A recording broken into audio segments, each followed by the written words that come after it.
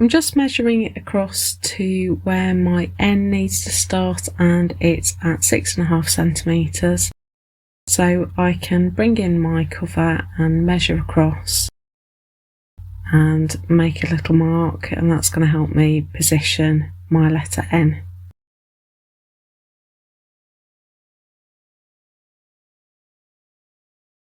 So that's me all measured up and ready to position my letter, and I've already cut out a letter N. Now March was yellow, that was our colour prompt, and so I've cut out my letter from a nice piece of yellow fabric, and I'm just going to press that into place. I'm bringing my paper back in again because I'm still very close to that metallic fabric and I don't want to melt it, so I'm just pressing that down. I don't want to erase my line either, that's helping me keep all my letters straight. So I'm just pressing that down and that's in place. So I've got some lovely yellow linen thread. This is from Studio Flax. I absolutely love this. It's a variegated thread, and in March we were looking at looped stitches, and I'll link that video in a card at the top of the screen so that you can go and check that out if you need to. So these are stitches that are made by forming a loop and then catching that loop to create a stitch that is a particular shape, and I thought what better for this one than blanket stitch. So to make blanket stitch, I'm coming up just on the edge of my fabric, and I've gone diagonally down to the right there onto the yellow N and taken my needle through, and then I'm bringing it back up at the edge of the letter and catching the loop that I've made, and that pulls it into a right angle. I've started halfway up that first side because I don't want to start on a corner. Corners are tricky, and so I don't want to also be worrying about starting and ending my thread. So I'm just working my way along, keeping my stitches as evenly spaced and sized as I possibly can. And because I'm stitching through on the yellow, that's going to help me keep that yellow N fixed to the felt. Now for corners, we're going to do a trio of stitches. So I've done my last stitch there. I'm going down through the same hole that I made with the vertical, and I'm taking my thread out at the corner and I'm pulling in the direction that that corner is pointing. Just want to make sure my thread is sitting above the fabric and not underneath it. So I'm just looping it with my needle there.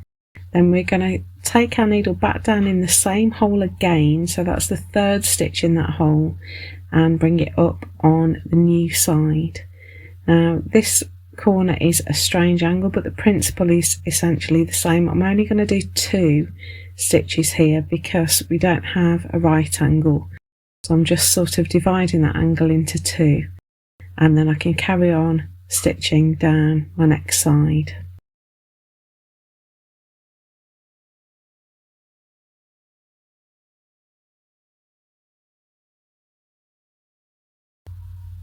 Internal corners are slightly different, so rather than pivoting around the bottom of the vertical, we're going to pivot around the corner. So I'm bringing my needle up right in the corner there, and then I'm going to kind of swing around on the yellow and bring my needle up back in the corner again. So the internal corner is where we pivot around the bend, and the stitches are more open outside of that corner. And then I swing around again and come up right in the corner again to get me going up my next side. So that's how to handle an internal corner. And I'm just going to carry on with my blanket stitch, working all the way around the outside. Now I've run out of thread here and I'm right on a corner, and I don't want to finish my thread on a corner, so even though it's going to be a little bit tight with thread, I'm going to add one more stitch around the outside just to get myself on the next side along, and then I can finish off my thread very carefully.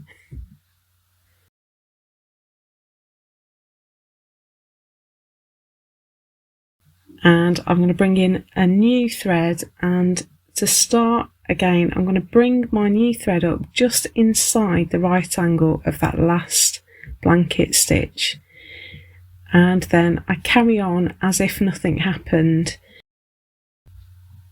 and it makes an almost invisible join. Now, to keep it neat, I'm using the same holes that I created on my first pass to make the stitches on this new side. So you could interlock them if you wanted to, but I'm just matching them up. So I don't want to puncture loads of holes, and I want the stitches to look regular. So I'm just making sure the stitches line up by using the same holes. To finish off, I'm just going to go down at the end of that first stitch that I made, and that gives a really neat finish. So I can finish off my thread on the back.